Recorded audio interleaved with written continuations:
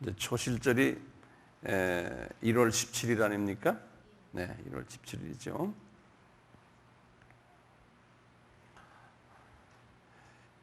유월절, 무교절, 초실절 이렇게 되죠. 우리 알다시피 이제 유월절은 예수님이 십자가에 달렸었던 절기고요. 이제 무교절은 우리 지난 시간에 쭉 했고요. 무교빵을 먹고 쭉 하는데 초실절은 부활하신 절이죠. 부활이요. 예수님이 부활하신 날이죠. 예. 오늘은 저 부활에 관해서 제가 좀 간단히 좀 말씀을 드리려고 그래요. 그 부활하시면요, 부활에 대해서 한번 내가 성서 말씀을 좀 정돈해 드릴게요. 참고로요. 이제 우선 고린도전서 15장을 한번 열어보세요. 고린도전 부활하면은 부활장이 고린도전서 15장이거든요. 그래서 항상 그렇게 외워두세요. 부활장 하면은 고린도전서 15장이에요. 우리가 13장은 사랑장이 되시요. 15장인데요.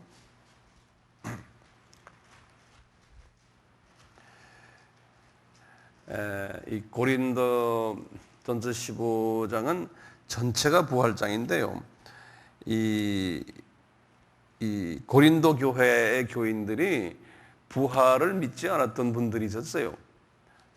근데 이 고린도전서를 언제 썼냐면은 고린도전서가 이제 이런 것도 우리 기억해도 이게 주후 55년에 쓴 거예요. 주후예요. 주후 55년에 썼거든요. 그런데 이제 이 예수님이 부활이 언제 있었냐면 주후 언제입니까? 예수님의 부활이 주후 몇 년이에요? 주후 30년이죠. 그렇죠? 30년. 예.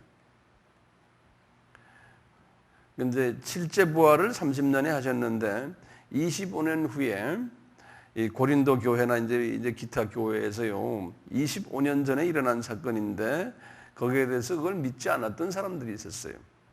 예. 그래서 이제 바울이 이제 이분들에게 그것이 사실이라는 말을 이제 이렇게 증거하는 거예요. 15장에 보면요. 한번 15장 한번 성경 한번 보세요. 제가 1절부터 거기 좀 읽어 보겠어요. 형제들아 내가 너희에게 전한 복음을 너희로 알게 하노니 이는 너희가 받은 것이요 또 그 가운데 선 것이라.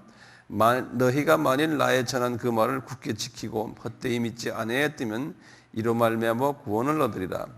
이제 그런데 이제 그렇지 않다는 이제 내 말을 잘 안 듣는다는 게 부활에 대해서. 그러면서 3절, 4절이 상당히 중요한 말씀이에요. 내가 받은 것을 먼저 너희에게 전하였노니 이제 사도 바울이 자기가 먼저 메시지를 받았다는 거예요. 무엇을 받았냐? 이는 성경대로 그리스도께서 우리 죄를 위하여 죽으시고 장사 지낸 바 되었다가 성경대로 사흘 만에 다시 살아나사 여기까지요. 3절과 4절이 굉장히 중요합니다. 여기 무슨 말이냐면 사도 바울이 지금 말할 때 사도 바울이 말하는 성경은 뭡니까? 그 당시에 신약이 지금 이때는 없었잖아요. 그러니까 구약 성경을 이야기하는 거예요. 요거 잊지 마세요. 그러니까 바울이 이미 성령님의 그 조명에 의해서 구약에서 이미 예수 그리스도가 죽으셨다가 3일 만에 부활하실 것을 구약에서 이미 말씀하셨다는 거예요. 아시겠죠? 그러면 이제 우리가 이런 말이 탁 나오면은 어떻게 해야 돼요? 그러면 구약에 어디에 나옵니까? 이런 말이. 이걸 우리가 자꾸 이렇게 찾는 연습을 해야 돼요. 예. 성서 읽다가요. 예?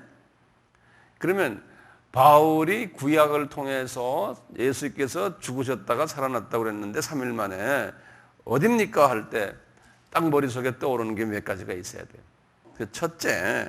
첫째 어디냐면 이제 아브라함이 적으세요. 아브라함이 이삭을 바칠 때 이삭을 바칠 때 여기 창세기 22장입니다. 창세기 22장입니다. 이때 이미 말씀하신 거예요. 이 이삭은 누굽니까? 이삭은 예수님의 표상이거든요. 예수님의 표상이거든요. 예. 그래서 창세기 22장을 잠깐 좀 봐요. 여기 고린도전서 15장은 이렇게 좀 접어놓고 그 나중에 다시 돌아오니까요. 접어놓고요. 창세기 22장을 한번 보세요.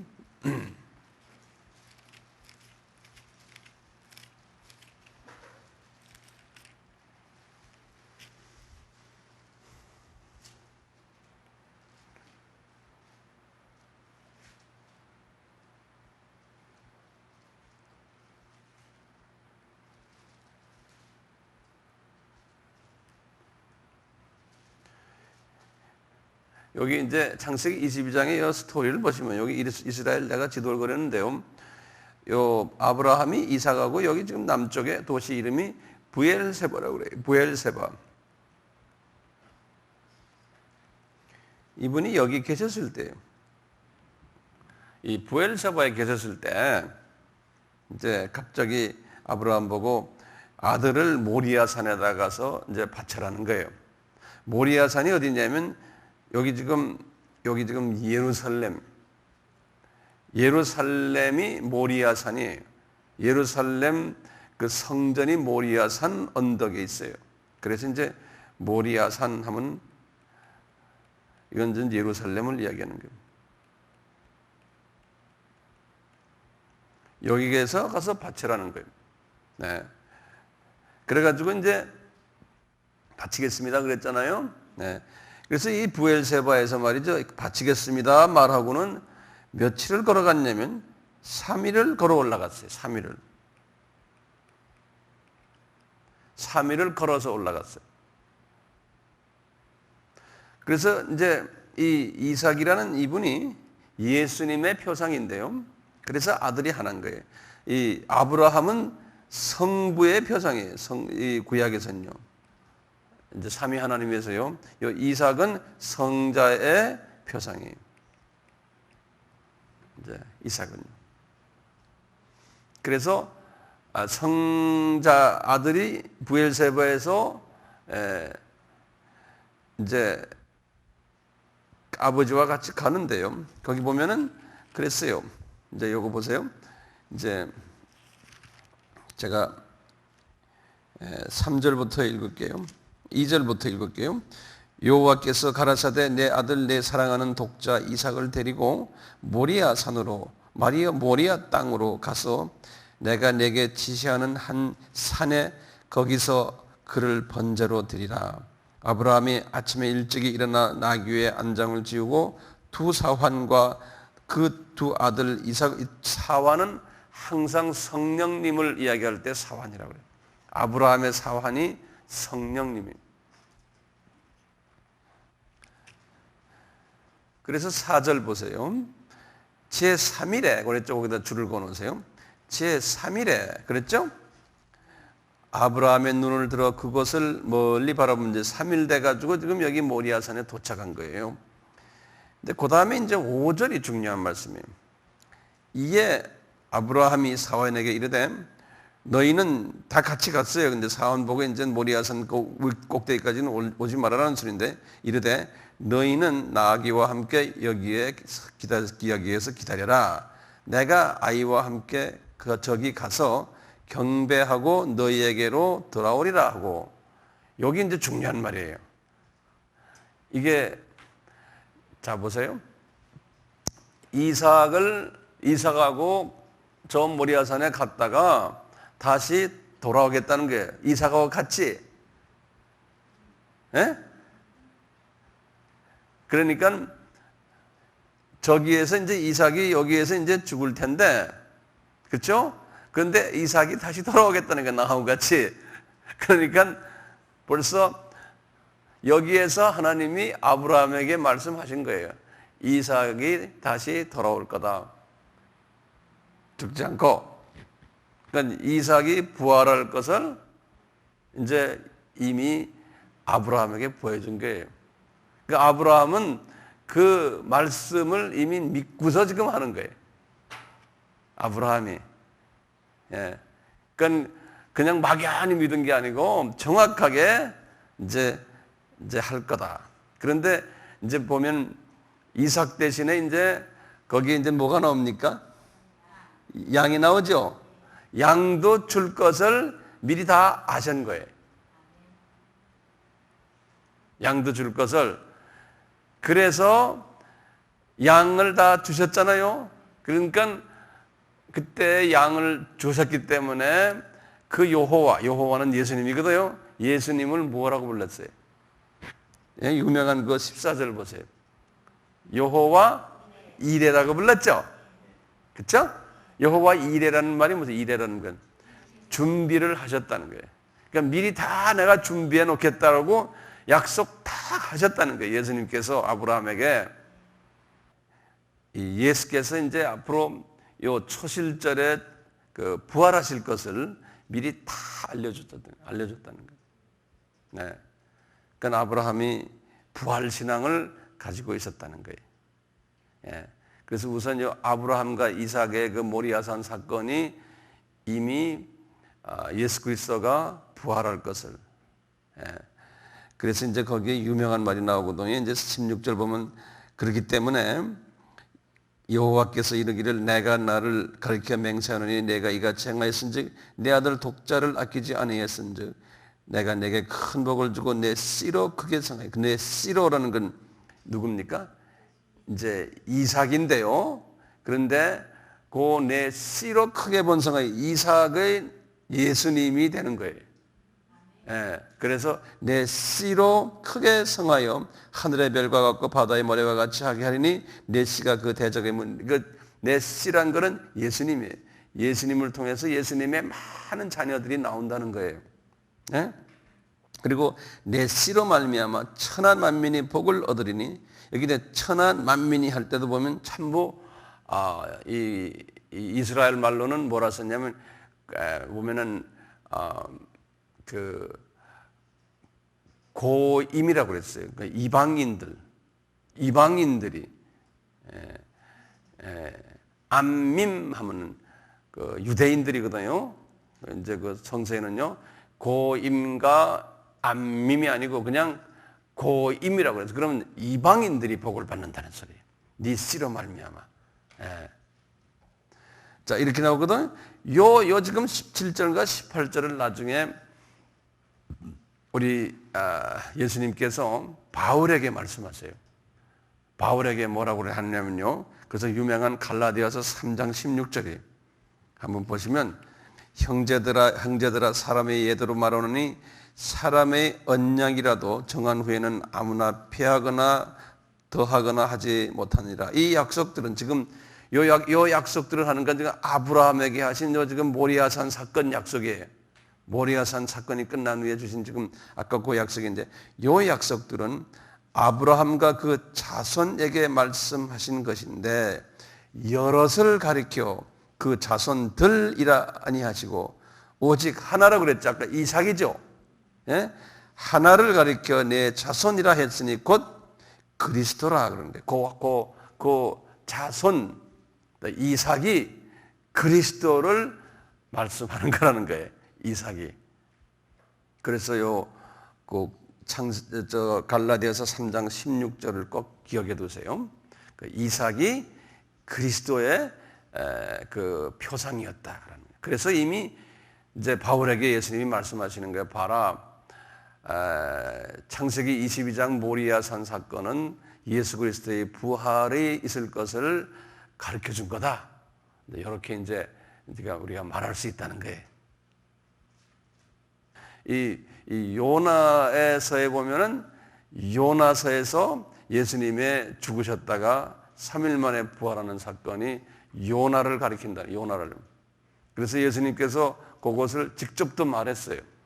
우리 마태복음 한번 봐요. 마태복음 16장을 보시면 예수님이 말씀하셨어요. 16장 이제 4절인데요. 그 전에 보면은 1절부터 보면은 바리새인들과 사두개인들이 와서 예수를 시험하여 하늘로서 온 표적을 보여달라 그러니까요. 예수께서 대답하여 가라사대 너희가 저녁에 하늘이 붉으면 날이 좋겠다 하고 아침에 하늘이 붉고 흐리면 오늘은 날이 굳겠다 하나니 너희가 천기는 분별할 줄 알면서 시대의 표적은 분별할 줄을 모르느냐. 악하고 없는 세대가 표적을 구하나 요나의 표적밖에는 보여줄 표적이 없느니라. 거기다 요나의 표적에다 동그라미 크게 쳐놓으세요. 이 요나의 표적은 뭐냐면 예수님께서 21절에 다시 또 설명했어요. 이때로부터 예수 그리스도가 자기가 예루살렘에 올라가 장로들과 대제사장들과 서기관들에게 많은 고난을 받고 죽임을 당하고 제3일에 살아나야 할 것을 제자들에게 비로소 가르치느라. 여기 지금 처음 말씀하신 거예요. 예. 이 비로소란 말은 처음이란 소리죠. 예. 그래서 이게 언제 이렇게 했냐면 우리 아시잖아요. 그 옆에 이제 13절부터 쭉 보면 베드로가 주는 그리스도시요 살아계신 하나님의 아들입니다 고백하는 그때 이야기거든요. 그럴 때 예수께서 내가 요나의 표적밖에 너에게 보여줄 게 없다고 그랬는데 그 요나가 예수님의 또 표장이에요. 그래서 이제 이분이 고레 속에 들어갔다가 3일 만에 거기서 나오는 거거든요. 그래서 그 요나의 표적이 내가 죽었다가 3일 만에 부활한다는 거나 똑같다는 거예요. 그러니까 이제 이렇게 구약에서 모리아산 사건을 통해서도 예수가 3일 만에 죽으셨다가 부활할 것을 보여주셨고, 그 다음에 지금 요나를 통해서도 또 보여줬고, 그러니까 요나의 스토리가 어떤 사람은 어떻게 사람이 고기 속에 들어갔다가 3일 만에 나옵니까? 그거는 성경에서가 만든 이야기거리입니다. 신신학자들은 그러거든요. 근데 그러니까 만든 이야기입니다 하는데 만든 이야기면 예수님이 여기서 이렇게 말씀하세요. 예수님은 요나의 표적이 진짜라는 거예요. 그럼 예수님이 진짜라는데 뭐 말해서 뭐합니까? 네. 똑같아요. 이 신신학자들은 노아의 홍수도 그건 사람이 만든 이야기거리다 그러거든요. 그런데 예수님이 마태복음 24장에 그랬잖아요. 이 마지막 때의 징조 중에 하나가 노아의 때와 같다 그랬거든요. 예수님께서. 그러니까 노아의 때가 있었다는 거예요? 없었다는 거예요? 있었다는 소리예요. 예. 네, 그렇게 이제 이해하세요.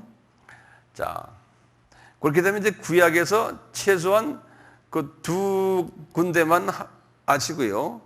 그런데 이제 하나를 더 하신다면은 지금 우리 선교사님 말씀하셨지만 시편 16편이에요. 그래서 이렇게 이걸 다 외우실 필요 있습니다. 구약에서의 부활하면은 창세기 몇 장이었어요? 22장 스토리하고 그 다음에 요나서 스토리하고 그 다음에 이제 시편 16편 스토리를 꼭 알아요. 요 세 개는 기본적으로 알고 계셔야 돼요. 우리요. 시편 16편이요. 그러면 시편 16편을 한번 딱 열어보세요.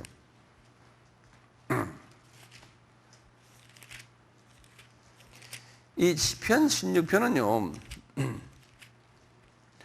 아주 유명한 그 시편 중에 하나거든요. 이 구약에서의 그것도 예수님의 표상이 되는 분이 여러 분 있어요. 요셉 같은 분도 그렇고. 근데 이제 이 다윗 같은 분이 예수님의 표상 중에 아주 대표적인 분 중에 하나거든요. 다윗이요. 다윗이 말이죠. 이제 이 시편 16편을 보면 시편 22편도 그렇고 이제 똑같아요. 이분이 이 영의 눈을 떠서 이렇게 딱 보니까요. 자기 모습인데 십자가에 달려 있는 모습을 이렇게 보고 그리고는 또 그분이 자기가 죽었다가 무덤에 들어갔는데 무덤에서 그 살이 썩지를 않는 거예요. 이런 모습을 막 보는 거예요. 이제 그 모습이 지금 시편 16편의 모습이에요. 그래서 이분이 그것을 쭉 글로 쓴 거예요. 자기 자신이 자기가 그러는 줄 알고 쓴 거예요. 그런데 나중에 유대인들도 이 16편을 읽을 때 이건 다윗이 그런 경험을 했다 이렇게 생각하고 유대인들도 읽는데 나중에 이제 오순절 사건 때 말이죠. 오순절 사건 때 이제 베드로가 일어나서 이제 설교를 하는데요. 그 유명한 사도행전 2장 14절부터 나오거든요. 이분이 설교를 하는데 뭘 인용하냐면은 유대인들 잔뜩 있는 데서요. 유대인들에게서 여러분들 시편 16편이 지금 이걸 인용하는 거예요. 시편 16편이 다윗을 가지고 이야기하는 게 아니란다 그러는 거예요. 베드로에게 하나님이 영감을 탁 주는 거예요. 유대인들 앞에서요. 그러면서 시편 16편에서 나오는 모든 이야기들은 예수 그리스도가 죽었다가 3일 만에 살아나는 이야기를 그렇게 썼단다 그러는 거예요. 그러면서 16편을 인용을 해요. 나중에 우리 눈으로 직접 한번 볼 거거든요. 예. 그래서 한번 보자고요. 우리 우선요. 해봐요. 특히 16편의 부활에서의 중요한 부분이 8절부터 보세요. 이제 8절부터 10절이 이제 제일 중요한데 보시면 8절부터 보세요. 내가 여호와를 항상 내 앞에 모심이요 그가 내 우편에 계심으로 내가 요동치 아니하리로다. 이렇게 지금 보면 다윗이 지금 자기 예수님의 모습을 봤는데 자기인 줄 알고 지금 이렇게 말하고 있어요. 이 사람이. 예. 자, 그러다가요. 9절 보세요. 이러므로 내 마음이 기쁘고 내 영광도 즐거워하며 내 육체도 안전히 거하라. 지금 내 하는 게 예수님을 지금 이야기하는 거예요. 그런데 이 다윗은 자기인 줄 알아요. 그러면서 이는 내 영혼을 음부에 버리지 아니하시. 예수님이 죽으시고는 음부로 내려가셨거든요. 그 아시죠? 예, 음부에 버리지 아니하시며 주의 거룩한 자로, 여기 보면 주의 거룩한 자래. 여기 지금 다윗이 자기였으면 자기 자신을 주의 거룩한 자라고 말 안 해요. 예. 그래서 성서에서 보면요. 아주 그렇게 딱 돼 있어요. 주의 거룩한 자로 할 때요. 이 원어를 들여다보면요. 대문자로 돼 있어요. 요 부분이. 원어로 들여다보면. 대문자가 되었을 땐 뭐예요? 고유명사거든요. 근데 유대인들이 그 대문자로 돼 있는데도 그것을 다윗으로 생각하는 거예요. 그것을 예수로 보지를 못하는 거예요. 유대인들이. 근데 우리는 그게 보이잖아요. 예? 그래서 thou 거기 보면 thy holy one 그래서 영어 thy라는 건 your holy one 그것도 H자 캐피탈 레터고 one도 o도 캐피탈 레터.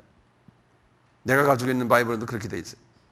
그래서 주의 거룩한 자로 썩지 않게 하실 거. 여기 썩지 않게 한다는 말이 지금 부활 이제 하신다는 말씀이에요. 예, 부활하신다는 말이. 이렇게 보시군요. 다시 우리가 베드로가 요 문장 요것을 어떻게 설명하는지 봐요. 우리가 사도행전 2장을 딱 보세요.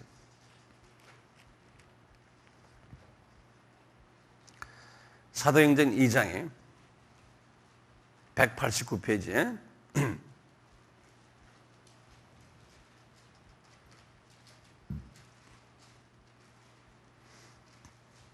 이제 사도행전 2장은 베드로의 유명한 설교가 나오거든요. 14절부터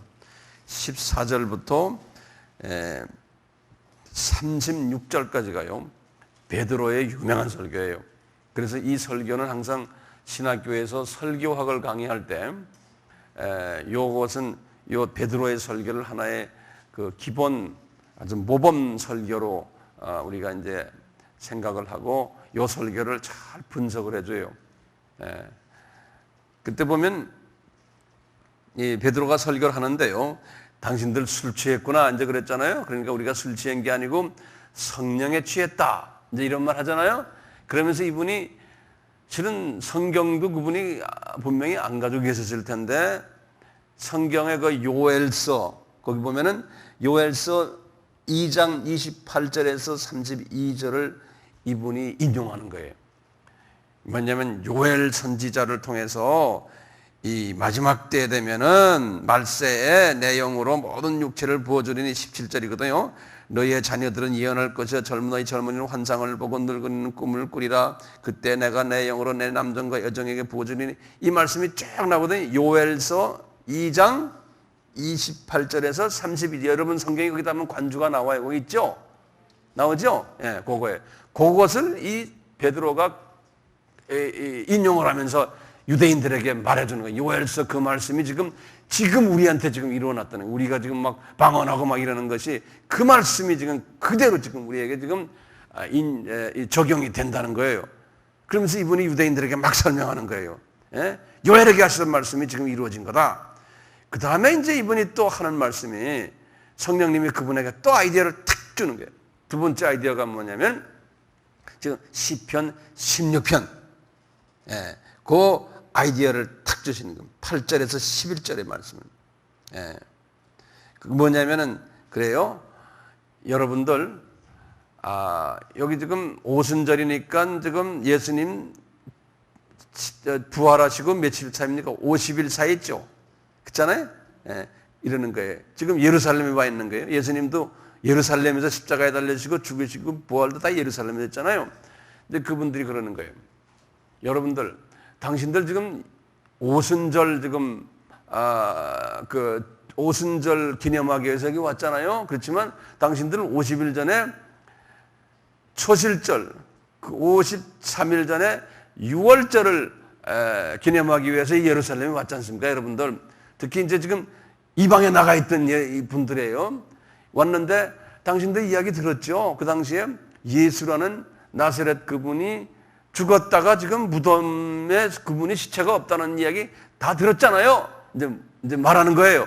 그러니까 이분들 다 들었을 거 아니에요. 조그만 도시에서요. 그러면서 그러는 거예요.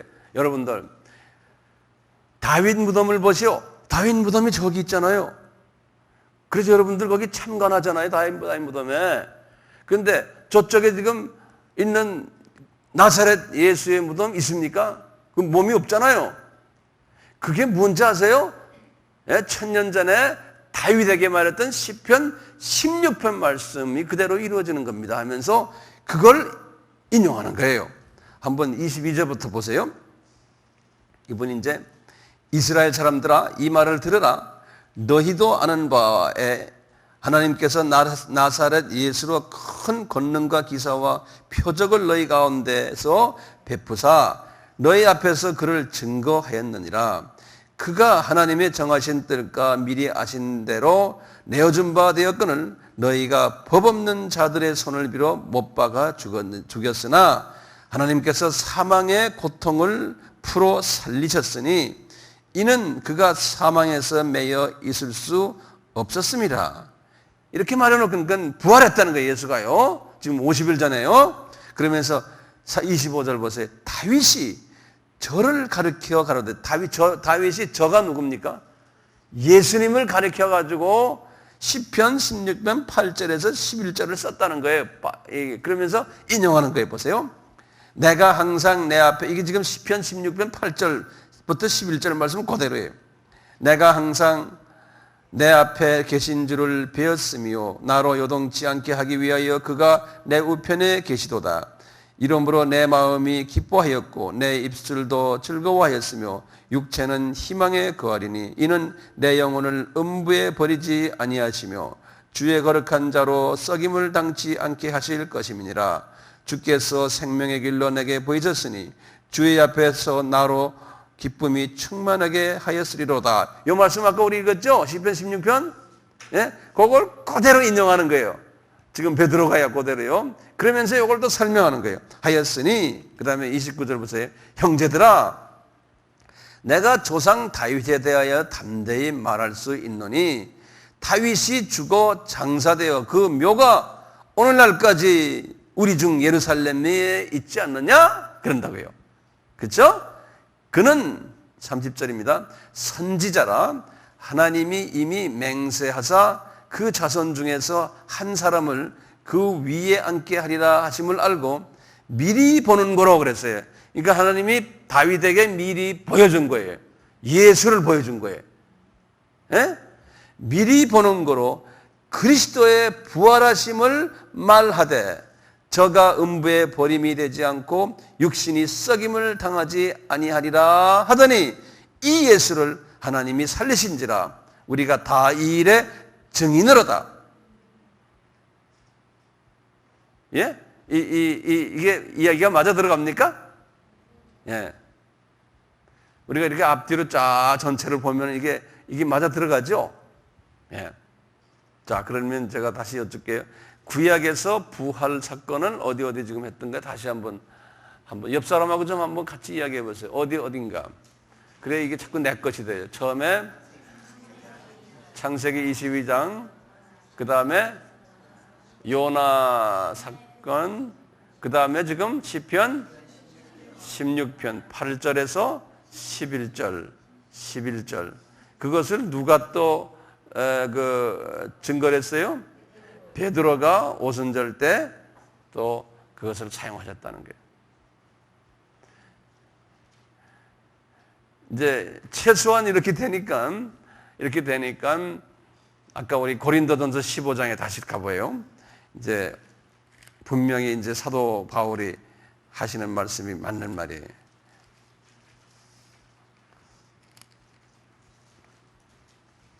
이제 282페이지요. 고린도전서 15장 3절과 4절에 내가 받은 것을 먼저 너희에게 전하였노니 이는 성경대로 그리스도께서 우리 죄를 위하여 죽으시고 장사지된 바 되었다가 성경대로 사흘 만에 다시 살아나셨다는 거예요. 그럼 요 말이 이제 이해가 되죠? 정돈이 되죠? 그 부활이 진짜라는 것을 이 고린도 교인들에게 바울이 지금 설명하는 거예요. 예, 부활이 가짜라고 자꾸 말하니까요, 진짜다 하면서 지금 구약에 이렇게 말했단다. 그런데 그게 그대로 이루어졌지 않냐? 지금 이렇게 말씀하시고, 그 다음에 이제 신약으로 와가지고 또 바울이 부활이 진짜라는 것을 또 설명하는 거예요. 그럼 우리도 이제 이것을 설명할 줄 알아야 되겠죠. 그렇죠? 이제 그 다음부터 이제 이분이 여기 5절에서부터 8절 말씀하시네요. 5절에서부터 8절. 여기에서 이제 예수님의 제자들부터 시작을 해서요. 예수님의 부활을 직접 목격한 사람들의 명단들이 나와요. 여기 보면요. 이제 신약 사람들이에요. 첫째 보면 한번 하나하나 우리 봅시다. 게바가 누굽니까? 베드로죠. 베드로에게 보이시고 후에 12 제자에게 와. 그러니까 12명이죠, 다. 네. 네. 그런데 그 후에 500여 형제에게 일시에 보이셨나니. 그러니까 500명 플러스 한 12명. 그 중에 지금까지 태반이나 살아있고 어떤 이는 잠들었으며 그랬어요. 이 6절이 굉장히 중요한 말이에요. 이 예수님의 부활을 보신 분들이 주후 몇 년이라고 그랬어요? 주후 지금 30년 아니에요? AD 30년인데요. 지금 55년이죠. 지금 이 글 쓴 건요. 그렇죠? 그건 25년이 지금 지났죠.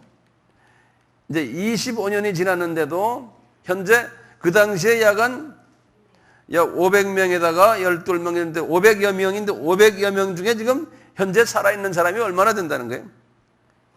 지금까지 태반이나 그랬죠.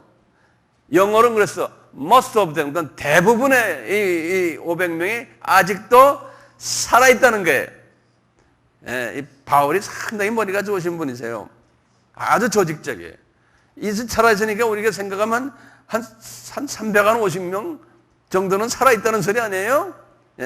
이분들이 지금 어디에 있어요? 어디에서 살아서 지금 왔다 갔다 할까요? 예루살렘 근방이겠죠. 그렇잖아요. 지금 예루살렘에서 본 사람들이니까 대개가요. 이제 바울이 지금 이분들에게 그러는 거예요. 지금 고린도는 예루살렘하고 멀리 떨어져 있거든요.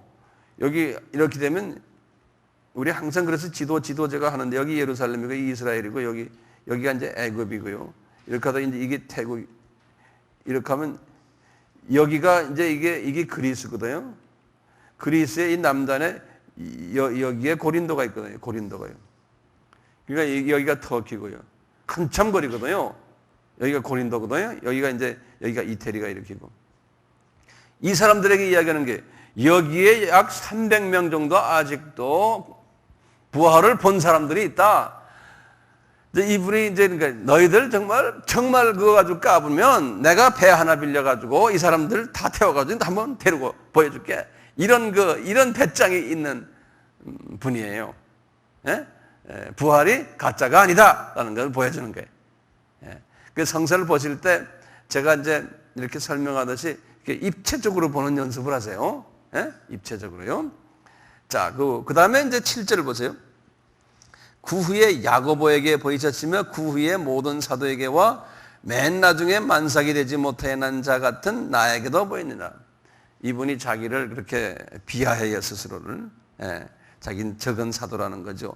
이렇게 해서 보면 약간 다 더하면은 한 500몇 명에서 한 600명 가량이 부활을 보았다는 거예요. 실제로 부활하신 걸. 그러니까 이분들이 부활하신 걸 보았기 때문에 이분들이 기독교인이 됐겠어요, 안 됐겠어요? 예. 그러니까 요분들이 최초의 크리스천들이에요. 예. 그러니까 예수님이 부활하시고는 예루살렘에서 며칠을 보냈어요? 예루살렘과 갈릴리를 왔다 갔다 하시면서 며칠을 보냈어요? 40일 보냈죠. 그쵸? 요 40일 보낼 때요, 요 500여 명이 예수님을 따라다녔어요. 그러니까 그분들이 소위 말하는 최초의 크리스천들이에요. 그렇게 이제 생각하세요. 자, 그리고서 우리가 사도행전 1장을 보시면 이제 더 이제 분명해져요. 사도행전 1장에 보시면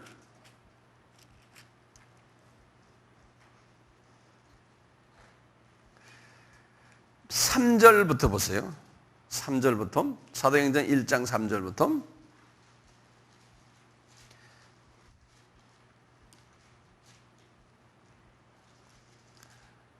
보이세요? 해 받으신 후에 또한 저희에게 저희에게 할 때 거기 중요한 거예요. 동그라미에서 저희가 누굽니까? 지금 우리가 말씀은 약 한 550명에서 600명. 예? 그렇게 적어 놓으세요. 저희가 하는 게 그 사람들이에요. 예? 저희에게 확실한 많은 증거로 친히 사심을 나타내사, 여기 아주 중요한 단어들이 많아요. 확실한 또 많은 증거로 친히 사심을 나타내서, 지금 이 말씀은 누가가 하는 거예요. 누가가요.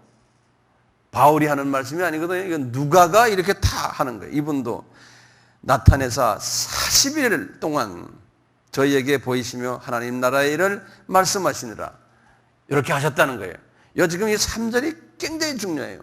3절이요. 요 하나만 딱 보고 요 3절하고 고린도전서 아까 15장 그 부분하고 딱 합하면은 예수님의 부활을 증거한 분들이, 목격한 분들이 약 한 600여 명 가까이 되지 않나 그렇게 볼 수 있고요. 그 다음에 초창기의 예루살렘의 크리스찬들이 약 한 그 숫자였구나. 한 40일 동안 그렇게 우리가 볼 수 있는 거예요. 여기까지는 의의가 없죠. 자, 그렇게 되셨는데 그 다음에 이제 예수님께서 이 600여 명에게 예수님께서 이제 너희들 예루살렘을 떠나지 말고 이제 오순절 다락방 사건을 기다리라는 말씀을 하는 거예요. 요 분들에게. 근데 예수님의 마음속에는 어떻겠어요? 이 600여 명이 전부 다 들을 것 같았어요? 100 얼마예요? 네. 다 들을 걸 생각하고 한 거예요? 아니죠. 12분은 예수님의 제자들이고요. 그때 이제 가룟 유다가 빠졌으니까 요 당시에는 11분이었잖아요. 11분 플러스 이제 몇 사람인데 이 말씀에 순종했던 분들 120명 아니에요. 그렇죠? 그래서 우리가 4절부터 먼저 좀 봐요. 여기 지금 굉장히 중요한 부분들이 여기 따라 있으니까 잘 보세요. 사도와 같이 모이사 저희에게 분부하여 가로되. 지금 누가 사도와 같이 모여서 요 500몇 명 정도는 이 사람들이 사도들과 함께 모여서 그들에게 분부하여 가라되 예루살렘을 떠나지 말고 내게 들은 바 아버지의 약속하신 것을 기다리라. 여기 뭡니까? 내게 들은 바 아버지의 약속하신 것을 기다려라. 여기 뭐예요? 6월절 만찬을 하실 때 하시기를 내가 너희들에게 보혜사 성령을 보내주겠다 그랬잖아요. 제가 이렇게 도표 그려가며 날짜 말하고 이게 하는 게 다 이유가 있습니다. 그래야 이게 나중에 입체적으로 보이는 게 하나님의 말씀이. 자, 그럼 그날이 몇 월 며칠이에요? 6월절 만찬이니까 1월 15일 아니에요. 14일 저녁은 15일 아니에요. 그래요, 안 그래요? 한번 손 들어보세요. 그래요, 좀 한번 해보세요. 오케이. 15일 날이잖아요. 15일 날에 약속하신 거 아니에요? 그러니까 지금 이 약속을 기다려라 한 그날은 어느 날이에요? 몇 월 며칠이에요?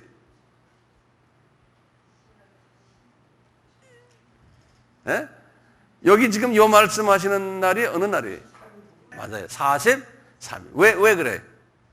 지금 40일째 되는 날에 요 말씀하시고 지금 승천하셨거든요. 예. 그러니까 여기 지금 여기 1월 15일이고 16일, 17일에 부활하셨잖아요. 요 날은 십자가에 돌아가시고요. 그리고는 40일 있다가 지금 올라가시기 직전에 지금 하시는 말씀이거든요.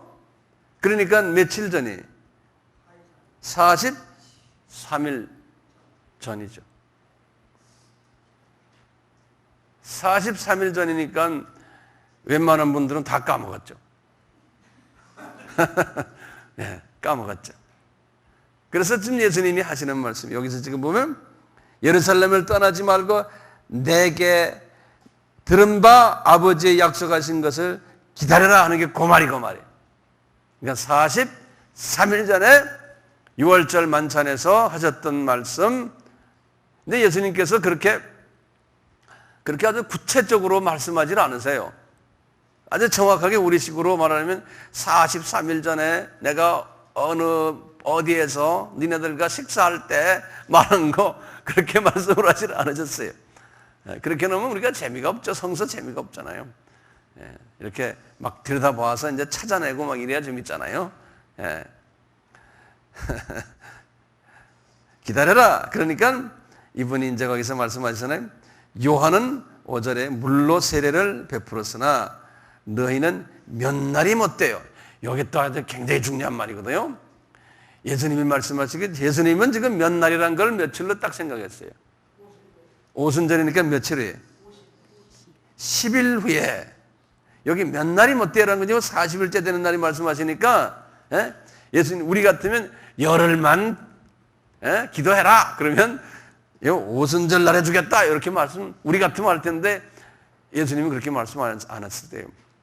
아니 전부 다 숨겨버렸어요. 열심히 하여튼 기도해라. 내가 부탁한 것, 아버지가 약속한 것을 달라고 이제 예루살렘에서 기도하라는 거예요. 몇 날이란 말은 그걸 미리미리 다 알려주면은 우리 사람은 큰 거 예를 들어서 열흘 있다 그러면 한 7, 8일 동안 빌빌빌빌 그냥 별로 하다가 마지막에 가서 벼락 공부하는 식으로 되게 우리 그러잖아요. 그러니까 이제 하나님은 우리의 약점을 아시고 그냥 몇 날 했는데 그게 알고 보니까 10일이에요. 그리고 알고 보니까 오순절 날이. 오순절 날에 그렇게 말을 할 텐데 그런 말씀을 안 하셨어요. 안 하셨어요. 오순절 날에 그런 말씀. 예? 예. 맞아요. 예. 맞아요. 나이 이제 내일 모르면 70 되는 분이니까 인생을 많이 살아서 사람의 본질을 아시니까 그렇죠. 예? 우리 예수님이 그래서 하여튼 그렇게 했어요. 몇 날 하는 건 10일이다. 미리 알려주질 않으셨다. 예? 그래서 우리가 예언하는 것도 뭐 정확하게 우리가 말하는 건 그 어떻게 보면 그게 맞지가 않아요. 무슨 날짜까지 말하고 뭐 이런 게 안 좋죠.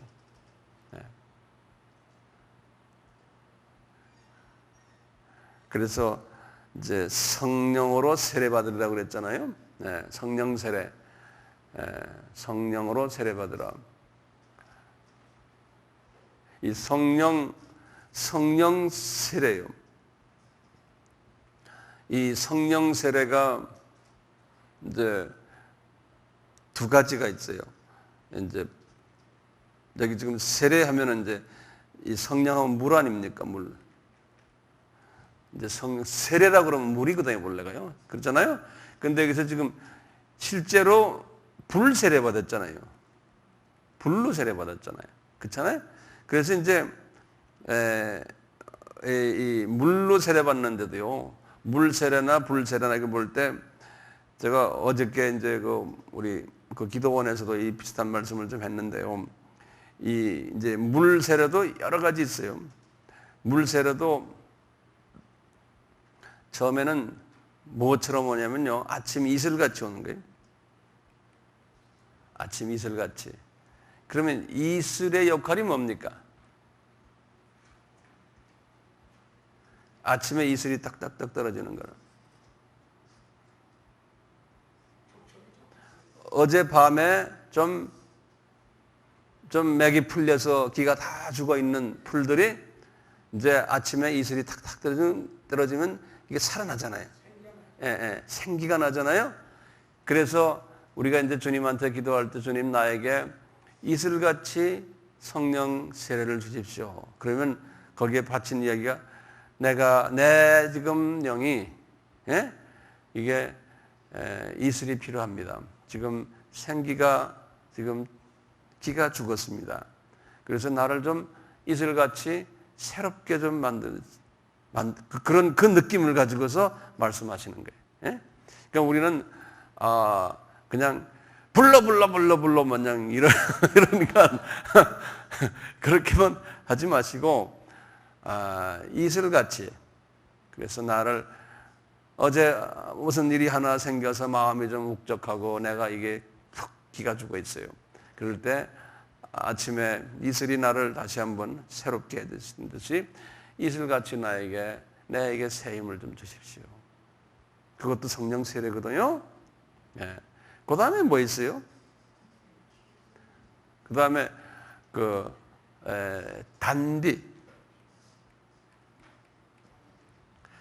단비예요. 단비는 이건 이슬하고 또 달라요.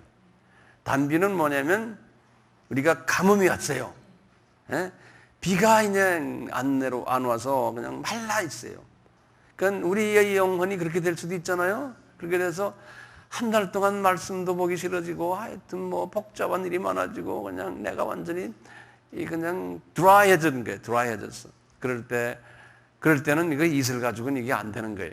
그래서 나에게 단비를 주십시오. 이것도 성령 세례. 이게 다 지금 성령 세례 이야기하는 거예요. 성령 세례.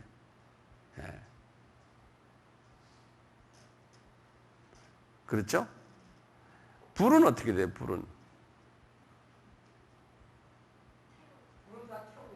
불은 태우는 거죠. 이 물은 또 어떻게 돼요? 물 여기 지금 단비 위에 또 뭐가 있어요? 이 물과 함께요. 우리 얼마 전에도 그 태풍이 왔잖아요. 태풍과 함께 이 비가 오는 걸 그걸 뭐라고 그래요? 폭우죠. 폭우에다가 이제 태풍을 동반하는. 얼마 전에 우리가 경험했잖아요. 이런 비가 있거든요. 비인데 그냥 태풍이 불어가면서 이 역할은 무슨 역할이에요? 쓸어버리잖아요. 그냥 쓸어버리잖아요. 그래서 어떤 때는 주님 나에게 물세를 주시는데 태풍하고 폭우가 동반하는 그러한 물세를 주십시오. 그래서 그냥 집이 그냥 통째로 그냥 뿌리채 뽑아나가는 그런 물세례도 있다는 거예요. 이 세 가지 잊지 마세요. 이제 불세례는 태워버리는 거예요. 그렇죠? 그 다음에 칼의 역할을 하는 거예요. 예? 예. 칼 역할을 하는 게 뭐예요? 요거 이제 하나님의 말씀 아니에요. 요 둘은 요건 성령님이시고요. 성령님이 물과 불의 역할을 하시고, 이 말씀은 칼의 역할을 하는 거예요. 칼의 역할. 말씀은.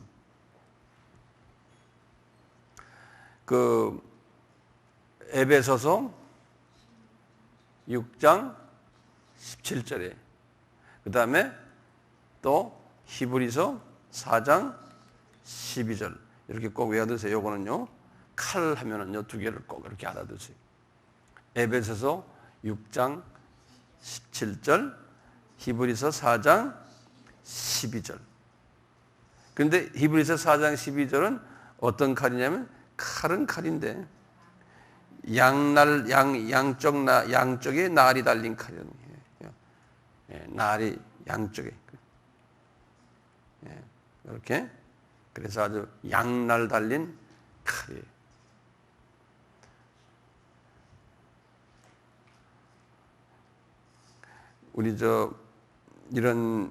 우리의 하트 속에 말이죠. 우리의 하트 속에 한 것들이 여기 있잖아요.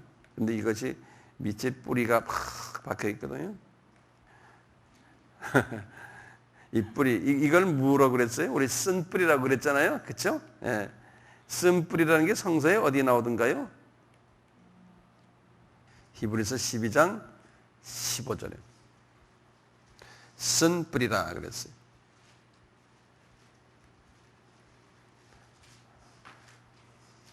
성서에 쓴뿌리라고요. 쓴뿌리라는 말 거기 나오죠? 예.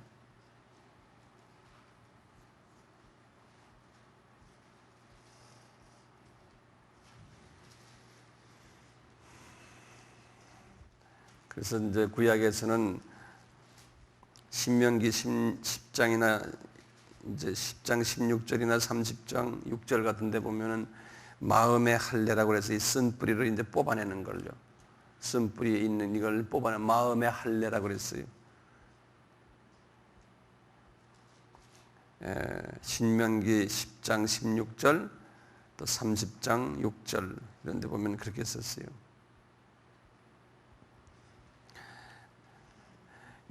쓴뿌리라는 이 안에 쓴뿌리 안에 우리 마음, 우리 속에 질투가 많고 미움이 있고 뭐 여러 가지 잡다한 마귀의 성품들이 있는 걸 쓴뿌리라고 그러잖아요.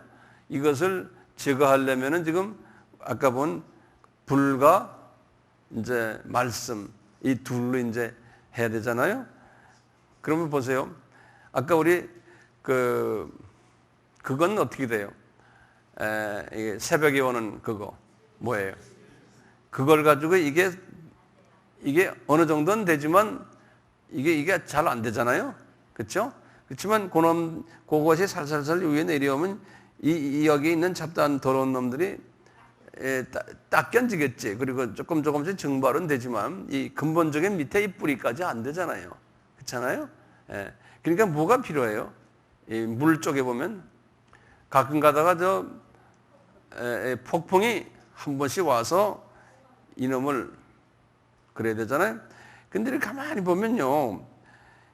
처음에 물도 좋지만 불로 태우는 게 어때요?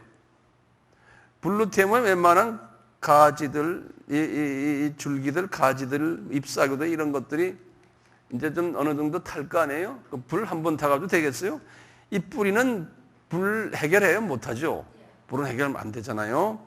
그러니까 이제 불 세례받고 불 태워버리면은 그거 재 같은 게 남는데 그 재를 씻어내려면 뭐가 필요해요? 물이 필요하잖아요. 예? 그래서 이제 물로 또 씻어내고 이제 이렇게 이제 우리가 이제 안수하잖아요. 안수하는 거는 성령의 불로서 어떤 때는 제가 안수할 때 부탁을 드리고 또는 성령의 물로서 또 부탁드리고 해서 이제 이 안을 청소시켜 주는 거죠. 그러면 이 뿌리, 아주 단단한 놈들 뿌리랑 이 놈들은 뭐로 제거할 수밖에 없냐면 칼밖에 없어요. 예? 그러니까 양날의 그 샤프한 칼로 들어가서 이 뿌리까지 막 뽑아내는 일을 하려니까, 그러니까 말씀이 제일 파워가 있는 거예요. 예. 우리를 그리스도의 마음으로, 그리스도의 성품으로 변화시키려면은 말씀이 파워가 있는데, 그 말씀을 머리로만 해놓으면 안 된다는 거예요. 말씀을 이 하트까지 깊이 집어넣어야 돼요. 그러려면 묵상이 필요한 거예요. 묵상. 예? 막상 묵상하려면은 외워야 되는 거예요. 이 성경 매일 들고 다닐 수 없잖아요. 그러니까 외우셔야 된다는 거예요. 오늘 지금 우리가 제가 지금 말씀하는 이것도 그냥 쭉 순서대로 자꾸 외우시고는 외우다 보면 이게 다 내 것이 되잖아요. 그리고 묵상하시는 게. 묵상하면 이놈들이 잘라나간대요. 그런데 말씀하는데 공부만 하니까 말이죠. 이 속에 안 집어넣는 거예요. 칼을 이 속에 집어넣지 않고 머리에다 갖다만 대고 있으니까 이게 안 돼. 이게 가슴으로 내려와야 되는데. 우리 다윗 집사님이 좋은 아이디어를 나에게 줬어요. 예전에 중국에 가가지고도 그 요한복음 15장에 그 포도나무 아이디어를 조선에 가서 천국에서 그 감명을 받았는데, 이번에 지금 저기 나갔는데 또 아이디어를 주신데 맞는 말이에요. 뭐냐면 아까 우리 했잖아요. 그 이슬을 맞거나 이러면은, 이슬을 맞거나 하면 잠깐 이렇게 풀이 죽은 것이 그놈이 좀 살아났다가 그 다음에 또 죽고 그러잖아요. 이 근본적인 이 뿌리랑 이런 게 해결이 안 되죠. 농사를 짓다 보면 그렇다는 거예요. 잡초 같은 것도 위에만 잘라버리면은, 잎사거나 뭐 가지를 잘라버리면 시간이 나면 또 나오잖아요. 그러니까 밑부터 이걸 잘라야 된다는 게, 잡초를 자를 때 뿌리를 뽑아야지, 안 그러면은 소용없다는 거예요. 그렇잖아요? 그래서 우리가 성령 부흥회나 뭐 말씀 받고 요 잎사구가 약간 처졌다가 멜랐다가 약간 촉촉해질 수 있어요. 그래서 은혜 받았다 하잖아요. 그러면 좀 있다가 또 이놈이 또 근본적인 게 해결 안 되니까. 그래서 근본 해결이 뭘까요? 칼 가지고 이 말씀으로 잘라내는 길이, 그게 근본적인 해결이에요.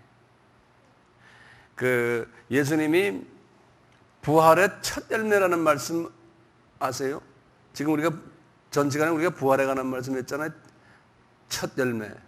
그게 고린도전서 15장 20절에 있어요. 그걸 꼭 이제 정리해 주세요. 그래서 우리가 이제 초실절에 그 첫 열매가 예수님인데, 부활의 첫 열매로 예수님께서 나타나신 게, 그래서 초실절을 부활절이다 이렇게 말씀하시고, 그 부활절, 그 초실절 날에 예수님이 부활하셨던 거예요. 초실절 날에.